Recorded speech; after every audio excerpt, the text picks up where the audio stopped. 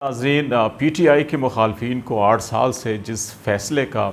और जिस घड़ी का इंतज़ार था वो आन पहुंची है और इलेक्शन कमीशन ऑफ पाकिस्तान ने बिल आखिर 68 सफ़ात पर मुश्तमिल एक फ़ैसला जारी किया है जो पाकिस्तान तहरीक इंसाफ की जो गैर मुल्की फ़ंडिंग थी उससे मुतल्लिक है। इसके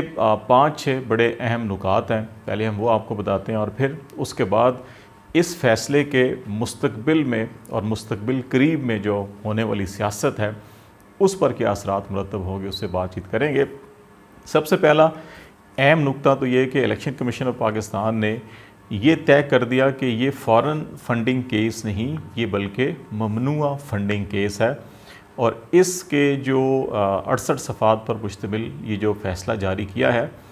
इसके आखिरी पैराग्राफ में पाकिस्तान तहरीक इंसाफ को शो काज नोटिस भेजने का ये फ़ैसला किया गया और कहा गया जी कि पाकिस्तान तहरीक इंसाफ को शो काज नोटिस जारी किया जाएगा। और शो काज नोटिस जो है पाकिस्तान पॉलिटिकल आर्डर का जो 2002 है उसकी जो आर्टिकल 6 की सब सेक्शन 3 है उसके तहत ये शो काज नोटिस जारी किया जाएगा, जिसमें पीटीआई से ये जवाब मांगा जाएगा कि इस जो तमाम हेयरिंग्स हुई हैं उनमें अभी हम वो तफसीलात भी आपको बताएंगे उन अकाउंट्स की कि ये अकाउंट्स की इनसे जो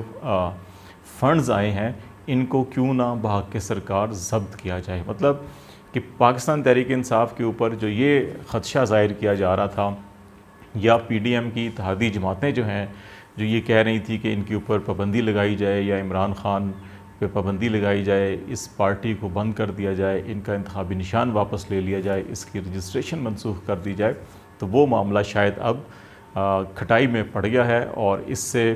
ऐसी ताकतों को कि जो सियासी जमातों की रजिस्ट्रेशन कैंसिल करने या उनके ऊपर पाबंदी लगवाना चाहती हैं शायद उनको मायूसी होगी।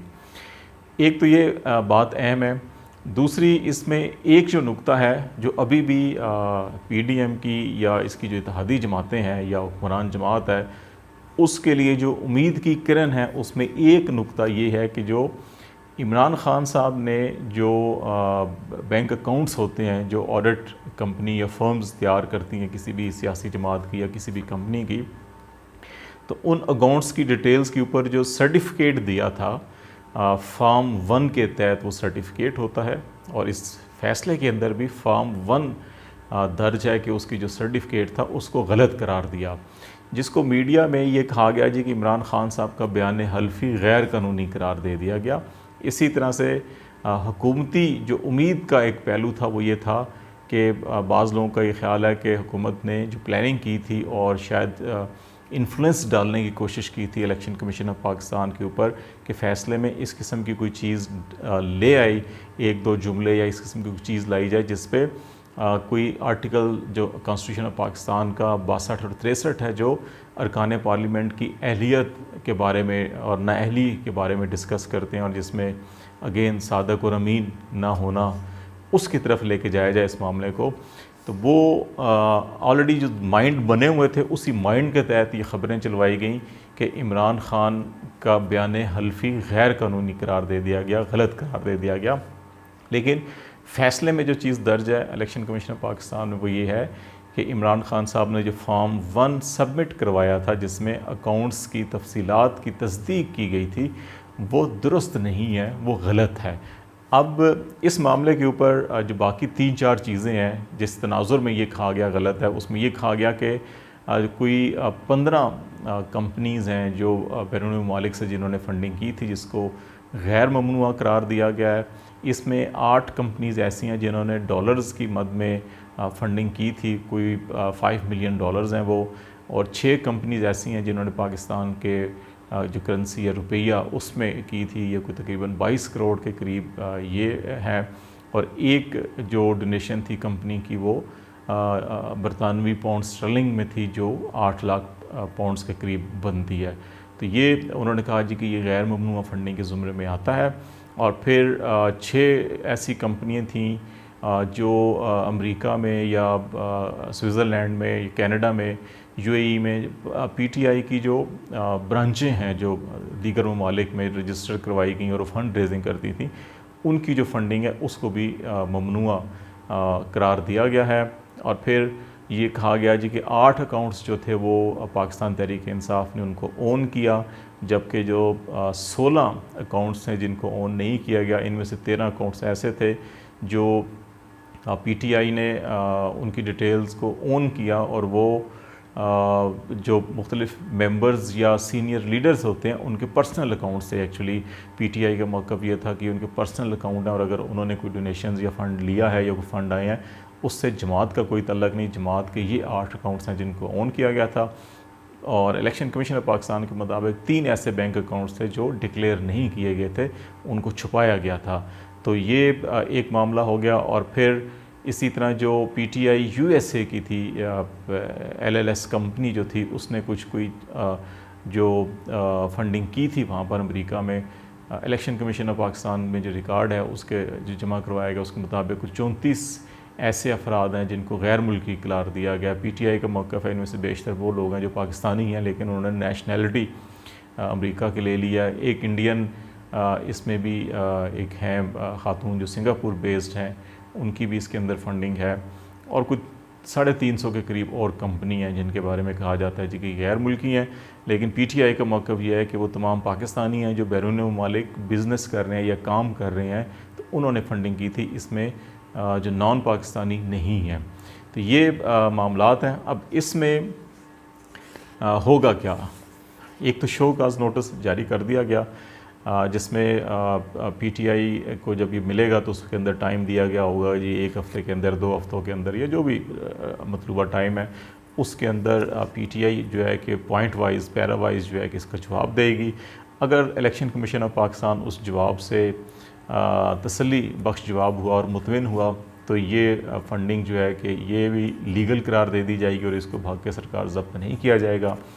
और अगर इलेक्शन कमीशन ऑफ पाकिस्तान इससे मुतमिन ना हुआ तो फिर ये तमाम इसके अंदर जो पैसे आए हैं वो ज़ब्त कर लिए जाएंगे और वो कौमी ख़जाने में जमा करवा दिए जाएंगे। यहाँ पे ये कानून और कार्रवाई ख़त्म हो जाती है।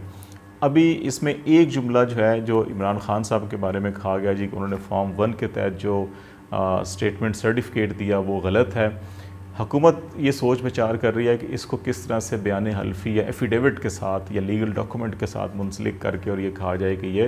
बयान हल्फी झूठा दिया गया और ये सादिक और अमीन नहीं, और आर्टिकल 63 के तहत इनको नाअहल करार दिलवाया जाए। राना सनाउल्लाह साहब ये एक्सपेक्ट कर रहे थे कि ये फ़ैसला इस किस्म का आएगा कि पार्टी पे बैन लग सकता है, वफाकी हुकूमत रेफरेंस बना सकती है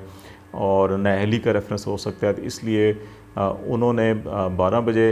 के टाइम पे इस्लामाबाद में प्रेस कॉन्फ्रेंस भी शेड्यूल कर रखी थी, लेकिन जब फ़ैसले की तफसीलात सामने आई तो फिर उन्होंने अपनी प्रेस कॉन्फ्रेंस मनसूख कर दी। शाहिद खाकान अब्बासी साहब, खुरम दस्तगीर और मुर्तज़ा कामरान जो JUI के, इन्होंने अपने अपने मुख्तलिफ बयान दिए प्रेस कॉन्फ्रेंस की, लेकिन राना सनाउल्लाह साहब की प्रेस कॉन्फ्रेंस जो है फौरी तौर के ऊपर वो मनसूख कर दी गई। बाद में कब करते हैं ये, इनकी लीगल टीम इस डिसीजन की जो है तमाम खदोखाल के ऊपर स्टडी कर रही है।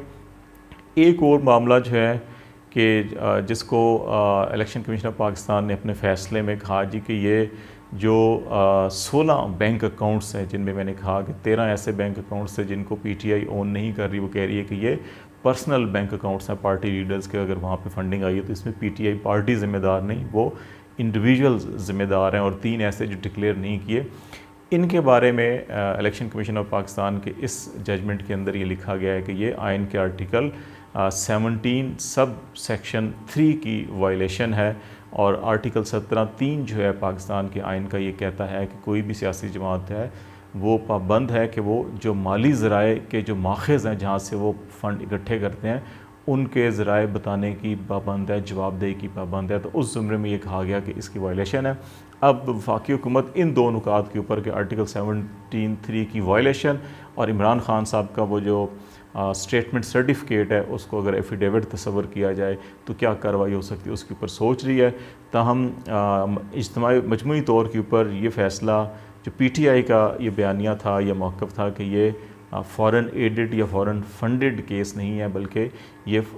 प्रोहिबिटेड केस फंडिंग केस के ज़ुमरे में आता है, उसको इलेक्शन कमीशन पाकिस्तान ने ओन किया है, तस्लीम किया है। अब ये देखना होगा कि क्या पीटीआई के सिर्फ फ़ंड ज़ब्त होते हैं या पीडीएम की हुकूमत जो है कि ये दो नुकात के ऊपर कोई कॉन्स्टिट्यूशनल लीगल कार्रवाई भी करने जाती है पीटीआई और पीटीआई के चेयरमैन के ख़िलाफ़, लेकिन ये ज़रूर है कि PDM की क़यादत को कुछ दिन के लिए ऐसा एक बयानिया मिल गया है कि जी कि अच्छा गैर मुल्की फ़ंडिंग, गैर मुल्कियों से पैसा आना, वो एक सियासी तड़का ज़रूर लगेगा बयानबाजी का, लेकिन मेरा ख़्याल है कि कानूनी और आइनी कार्रवाई जो है कि वो शायद इससे ज़्यादा आगे ना बढ़ सके कि कुछ फ़ंड्स जो हैं वो बहक़ सरकार ज़ब्त होंगे। इसमें से बेशतर अकाउंट्स भी जो हैं कि वो भी शायद शोकाज़ नोटिस के जवाब के बाद इलेक्शन कमीशन उसके ऊपर भी मुतमिन हो जाए, क्योंकि उनकी लेजिटिमेसी जो है वो जो बैंकिंग चैनल से तमाम फंडिंग आ रही है, इसके अंदर नॉन बैंकिंग या इलीगल या उस किस्म की चीज़ नहीं है, तो उसको भी शायद लीगल कवर मिल जाए। लेकिन मेरा नहीं ख्याल कि अब PTI के ऊपर जो ये तलवार थी कि उसकी भी पाबंदी लगेगी या बैन हो जाएगी, रजिस्ट्रेशन कैंसिल होगी, वो चीज़ ख़त्म हो गई है।